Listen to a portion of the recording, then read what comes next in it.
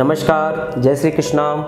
Astro voices में आप सभी का बहुत बहुत स्वागत है। साथियों, हम आज अपनी ज्योतिष मिथक है या वास्तविकता में नक्षत्र के सीरीज को आगे बढ़ाते हैं और आज बात करेंगे कृत्तिका नक्षत्र की। कृत्तिका नक्षत्र जिसका कुछ भाग मेष राशि में भी आता है और जिसका कुछ भाग वृषभ राशि में भी आता है। जब मेष राशि में आएगा तो मेष राशि के स्वामी मंगल और कृत्तिका नक्षत्र के स्वामी सूर्य। कृत्तिका नक्षत्र के मालिक सूर्य अग्नि तत्व है और मंगल स्वयं अग्नि तत्व है। और जब अग्नि में अग्नि मिले तो अग्नि और बढ़े, बस इसी सिद्धांत के आधार पर मेष राशि कृत्तिका नक्षत्र वालों का एनालाइज करते हैं। मेष राशि कृत्तिका नक्षत्र वालों के पास सेल्फ स्टीम बहुत होती है। आत्मसम्मान में वो किसी के साथ कोई समझौता नहीं करना पसंद करते हैं। बहुत ऊर्जावान होते हैं।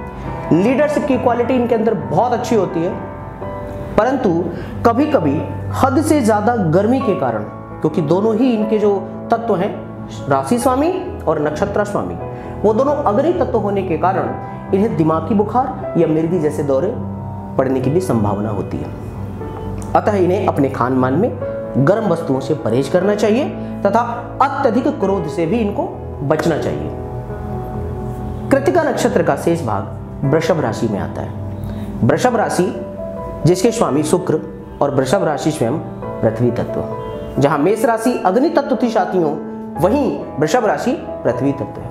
और वृषभ के मालिक शुक्र देवताओं के पक्ष में नहीं, राक्षसों के पक्ष में बोलेंगे। क्यों? क्योंकि वो दैत्य गुरु हैं, इसलिए सदैव राक्षसों का ही पक्ष लेंगे। और शुक्र एक बड़ा कोमल, सौम्य और चमकदार प्लेनेट है। हम जानते हैं कि सोलर सिस्टम का सबसे ज्यादा चमकीला ग्रह, जो कि ऊष्मा को अपने अंदर आने तो देता है परंतु ऊष्मा को अपने अंदर से जाने नहीं देता है। और इसका वैज्ञानिक तथ्य यह है साथियों कि शुक्र ग्रह के चारों तरफ सल्फ्यूरिक अम्ल जैसे घातक अम्ल का पहरा होता है, अर्थात बादल पाए जाते हैं। सल्फ्यूरिक अम्ल के बादलों के कारण हमारे सौरमंडल का शुक्र ग्रह ऊष्मा को सिर्फ ग्रहण करता है, देता नहीं है। इसी कारण इसे नरकीय ग्रह भी कहा गया है। और एक बात, इतनी अधिक चमक के कारण इसे सांध्य और भोर का तारा भी कहा गया है। चमकीला है, सुंदर है, सौम्य है। और दूसरी तरफ सूर्य जो स्वामी है कृत्तिका नक्षत्र का साथियों, वो अग्नि तत्व है, गर्म है।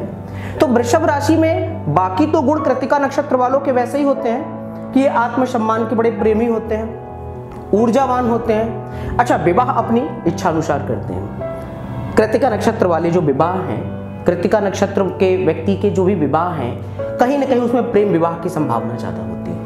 और अगर प्रेम विवाह नहीं है तब भी वो बड़े सोच समझ के अपनी इच्छा अनुसार घर वालों से कहेंगे कि भैया हमारा विवाह यहीं होगा जहां हम चाहते हैं। जिस प्रकार तुलसीदास ने अपनी प्रेमिका को प्राप्त करने के लिए सांप को ही रस्सी समझ लिया था ना, और अपनी प्रेमिका से बड़ा प्यार था उन्हें, अपनी पत्नी से बहुत प्यार था इन्हें, तो ये भी अपने पार्टनर को, अपनी पत्नी को, अपनी प्रेमिका को बहुत अधिक प्यार करते हैं। परंतु सौम्य और उग्र होने के कारण, एक तरफ शुक्र ग्रह बहुत सौम्य और एक तरफ सूर्य बहुत तप्त के कारण इन्हें गैस की प्रॉब्लम बहुत होती है। इनका डाइजेशन सिस्टम बिगड़ा होता है। इसलिए ऐसे व्यक्तियों को अपने खान पान पर विशेष नियंत्रण स्थापित करना चाहिए और उसके बाद ऐसे व्यक्ति अपने जीवन पर्यंत आनंद की अनुभूति करते हैं। साथियों, कृत्तिका नक्षत्र में जन्म लेने वाले व्यक्ति को सदैव ही चमकीले कपड़ों को धारण करना चाहिए, रोशनी जैसे वातावरण में सदैव रहना चाहिए।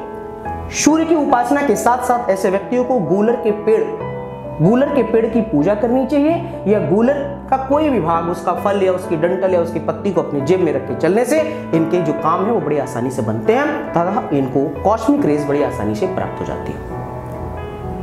हमने अपनी इस चर्चा को